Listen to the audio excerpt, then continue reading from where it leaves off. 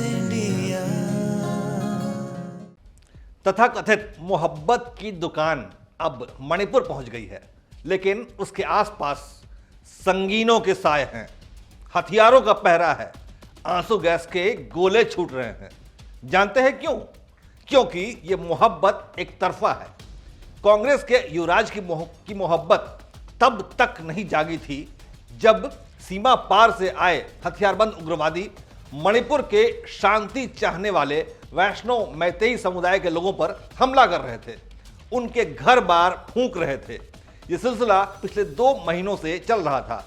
120 मैतेई और कुकी भारतीयों की बेरहमी से हत्या की जा चुकी थी, लेकिन अब जब सरकार ने कठोर कदम उठाने का फैसला कर लिया है, सीमा पार करके भारत में घुसे उग्रवादियों के ठिकानों को नष्ट किया जा रहा है।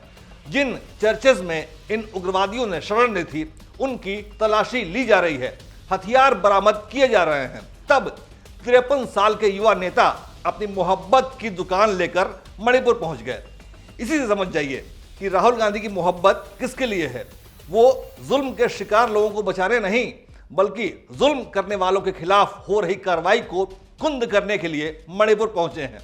दरअसल मामला इतना सीधा नहीं है जितना दूर से दिखाई दे रहा है। मणिपुर में हिंसा फैलाने में म्यांमार से आए कुकी उग्रवादियों का बड़ा हाथ था। इसमें से ज्यादातर क्रिश्चियन हैं, जिन्होंने स्थानीय चर्चों में शरण ली और हिंसा करने लगे। रिलीजियस स्थानों पर हथियार इकट्ठा किया जाने लगा। यह हथियार नशे की तस्करी करके इकट्ठा किए गए पैसों से खरीदा गया। सदियों से भारत भूमि को अपना घर मानने वाले मैतेई समुदाय के लोग इन उग्रवादियों का पहला निशाना बने। इन उग्रवादियों ने अपना साथ न देने वाले अपने स्वजातीय कुकी समुदाय के लोगों पर भी जुल्म ढाए, जिसके बाद भारतीय समुदाय ने एकजुट होकर इन उग्रवादियों का विरोध किया, जिसमें मैतेई के साथ साथ कुकी समुदाय के लोग भी शामिल थे। लेकिन सीमा पार से आए बर्बर उग्रवादी आधुनिक और ऑटोमेटिक हथियारों से लैस थे। वो न केवल भारतीयों पर हमला करते थे, बल्कि उनका घर बार भी फूंक डालते थे, जिसकी वजह से हजारों की संख्या में भारतीय लोग शरणार्थी बनकर शिविरों की शरण में चले गए। अभी भी हिंसा प्रभावित 50,000 लोग शिविरों से लौट नहीं पाए हैं। मणिपुर मामले में कार्रवाई करने में सरकार ने तो देर की, लेकिन अब कड़े कदम उठाए जा रहे हैं।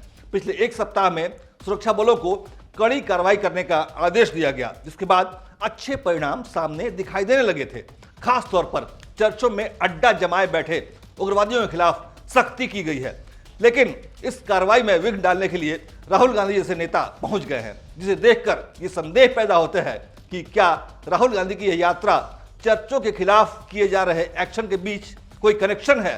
क्या राहुल गांधी जब इम्फाल पहुंचे थे, तब इंटेलिजेंस की रिपोर्ट थी कि स्थानीय लोग उनके खिलाफ विरोध प्रदर्शन कर सकते हैं, इसलिए राहुल गांधी को सड़क के रास्ते चूरा चांदपुर जाने से रोक दिया गया। क्योंकि मणिपुर के बाहर बैठे हमारे और आपके जैसे लोगों को भले ही राहुल गांधी की इस यात्रा का मकसद समझने में मुश्किल आती हो, लेकिन मणिपुर के भारतीयों को अच्छी तरह समझ में आ रहा था कि राहुल गांधी सिर्फ और सिर्फ उग्रवादियों के बचाव में और उनको शरण दे रहे चर्चों के खिलाफ हो रही कार्रवाई में बाधा डालने की मंशा लेकर मणिपुर पहुंचे हैं। यही वजह है कि उग्रवादियों के जुल्म का शिकार हुई महिलाएं राहुल गांधी की इस यात्रा के खिलाफ एकजुट हो रही थीं। स्थानीय प्रशासन के पास भी इसकी रिपोर्ट पहुंच रही थी, इसलिए राहुल गांधी की सड़क यात्रा को कैंसिल करके उन्हें हेलीकॉप्टर से चूरा चांदपुर पहुंचाया गया।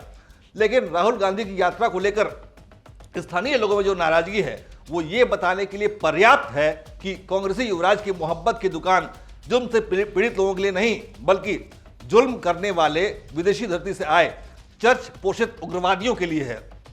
जिस सच को मणिपुर के स्थानीय लोग जानते हैं, वह सच पूरे देश को जानना चाहिए। जय हिंद, जय भारत।